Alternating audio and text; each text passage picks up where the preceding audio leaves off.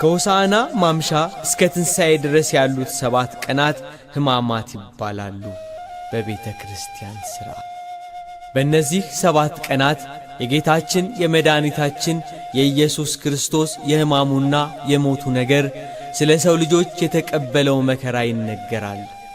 አዳም ከፈጣሪው ተጣልቶ የኖረውን የጨለማና የመከራ ዘመን በማስታወስ መንበረ ታቦቱ በጥቁር ልብስ ይሸፈናል። ካህናቱም ጥቋቁር ልብስ ይለብሳሉ። ከጠዋት እስከ ማታ እየተጾመ ይሰገዳል። ጌታችን ኢየሱስ ክርስቶስን ለመያዝ የአይሁድ ምክር እስከ ዕለተ ሮብ ድረስ ይታወሳል። አቤቱ ሞትህንና ትንሣኤህን እንናገራለን። በመጀመሪያ ቃል ነበር። ነባቤ መለኮት ቅዱስ ዮሐንስ እንደነገረን ያ ቃል ከመቤታችን ከቅድስት ድንግል ማርያም ከሥጋዋ ሥጋ ከነፍሷ ነፍስ ነስቶ ሰው ሆነ። የሰውን ጠባያተ ነፍስና ሥጋን በረቂቅ ባሕሪው ተዋሃደ። በዘመነ ሥጋዌ በምድር ተገለጸ። የተስፋው ቃል ሲቀርብ የዘመኑ ፍጻሜ ሲሆን መለኮት የተዋሃደ ሥጋ በምድር ተመላለሰ። የጠፋውን በግ ሊፈልግ ወደ ምድር የመጣ ቃል ኢየሱስ ክርስቶስ በማኅፀነ ማርያም አደረ። ሕፃናትን የሚፈጥር እርሱ ሳይወሰን በማኅፀን ተወሰነ።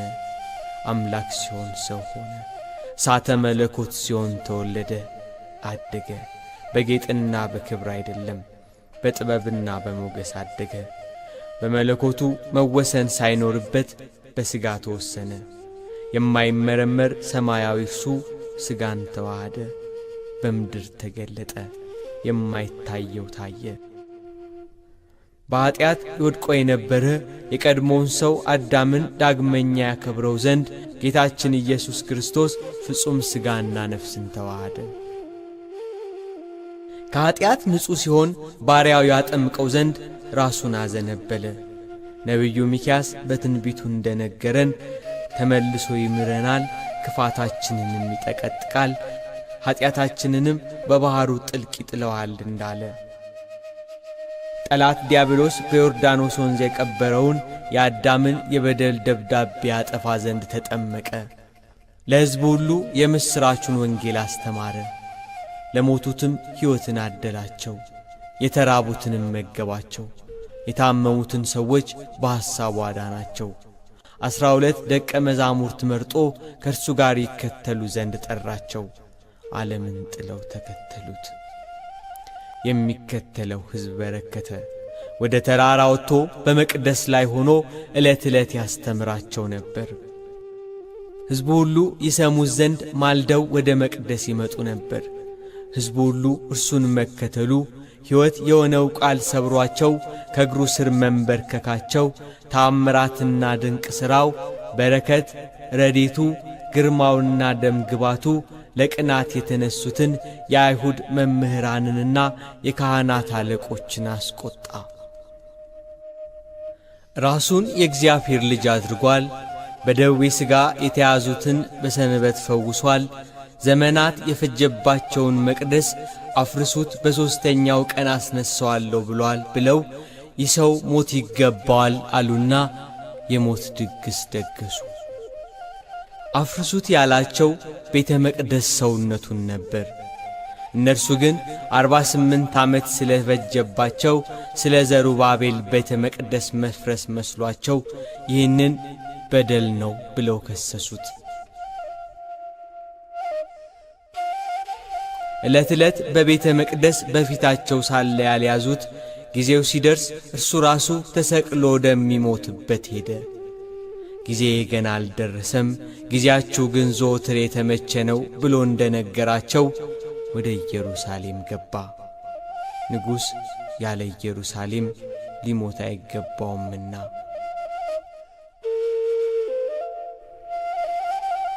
ከ12ቱ ሐዋርያት አንዱ ያስቆሮቱ ሰው ይሁዳ ወደ ካህናት አለቆች ሄዶ ኢየሱስን አስይዝላችኋለሁ፣ ለእኔ ግን ምን ትሰጡኛላችሁ ብሎ ጠየቃቸው።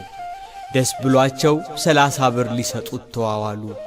ይሁዳ ከዚያን ጊዜ ጀምሮ የሚያስይዝበትን ምቹ ጊዜ ይፈልግ ነበር። ጌታችን ኢየሱስ ክርስቶስ ከአልዓዛር ቤት ወጥቶ እንዳስለመደ ሊጸልይ ወደ ደብረ ዘይት ሄደ። በእርሱ ምክንያት አይሁድ የአልዓዛርን ቤት እንዳያጠፉ ከአልዓዛር ቤት ወደ ጌቴሴማኒ ሄደ። ደቀ መዛሙርቱም ደግሞ ተከተሉት። ከኢየሩሳሌም በቄድሮን ወንዝ ማዶ በደብረ ዘይት ግርጌ ያለ የአትክልት ስፍራ ነው ጌቴሴማኒ።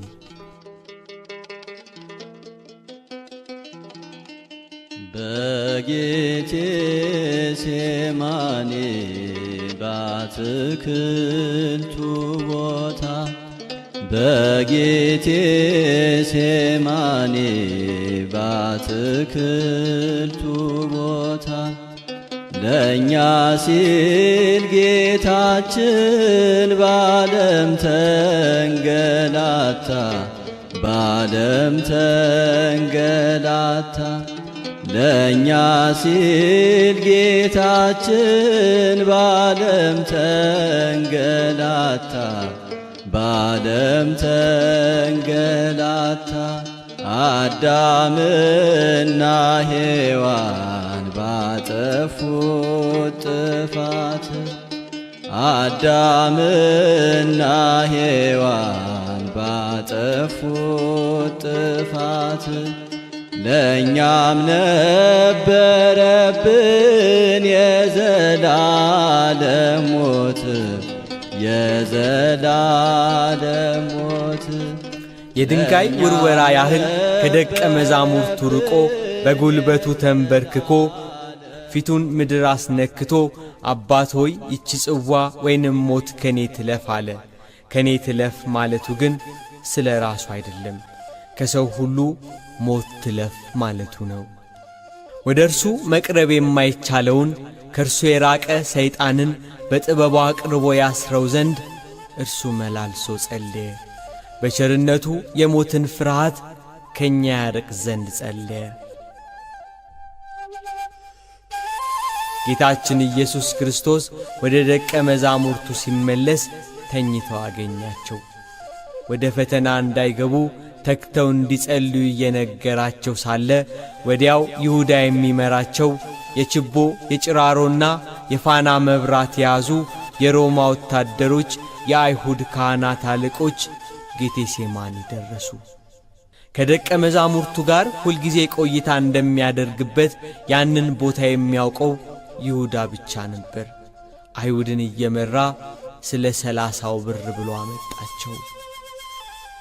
አይሁድና የካህናት አለቆች ከፋሲካ በዓል በፊት ፈጥነው ይዘው እንዲገሉት ፈልገዋል። በሌላ በኩል በበዓል እርሱን በመግደላቸው ሕዝቡ እንዳያውክም ፈርተዋል።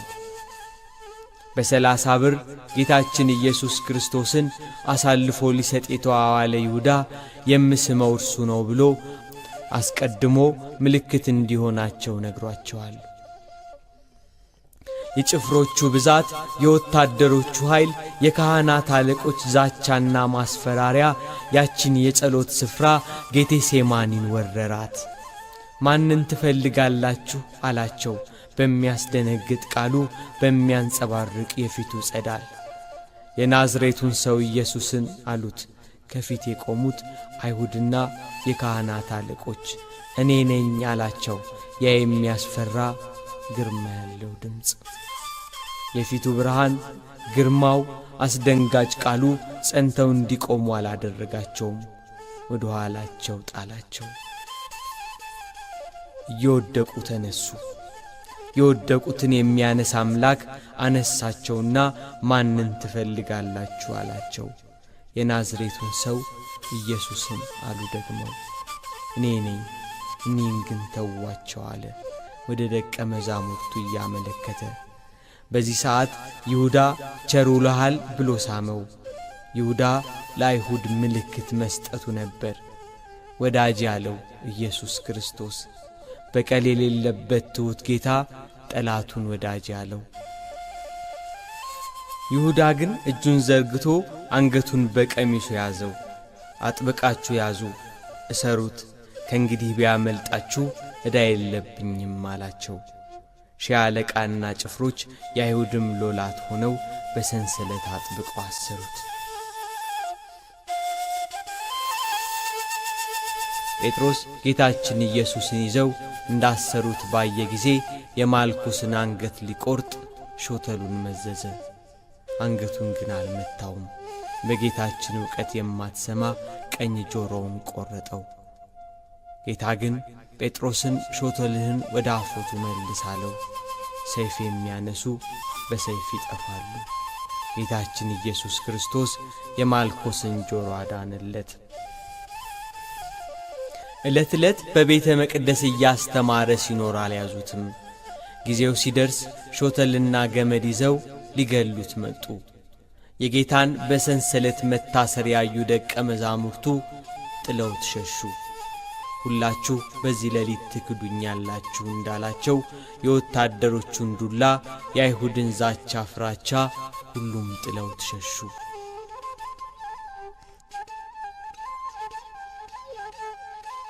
ሐሙስ ማታ የጌታችን የመድኃኒታችን የኢየሱስ ክርስቶስ ሕማሙ ከሚታሰብበት ቀናት አንዱ ሐሙስ ጸሎተ ሐሙስ ይባላል።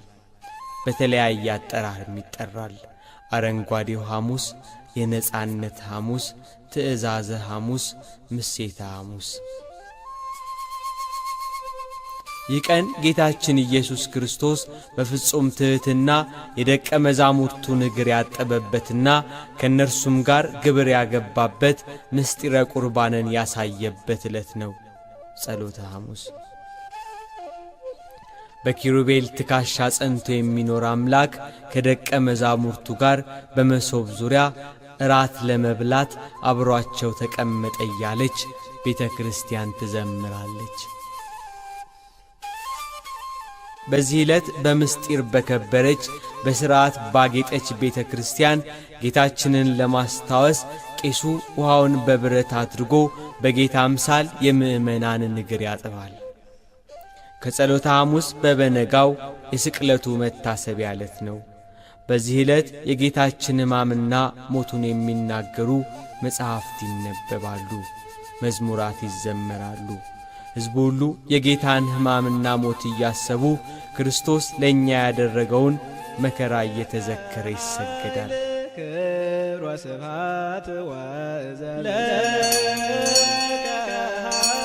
አማኑኤል አምላኬ ሆይ ለአንተ ክብር ምስጋና ይገባሃል። ኃይሌ መጠጊያዬ ኢየሱስ ክርስቶስ ሆይ ክብር ለአንተ ይገባል።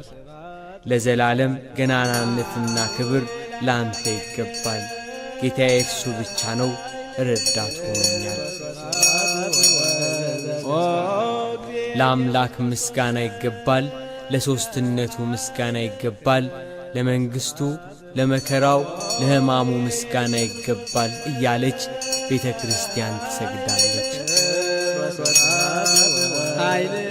በክርስቶስ ሕማምና መከራ ደስ ያለን ሆኖ አይደለም፣ በመከራው ክብርን በሞቱ ሕይወትን አግኝተን ነው እንጂ።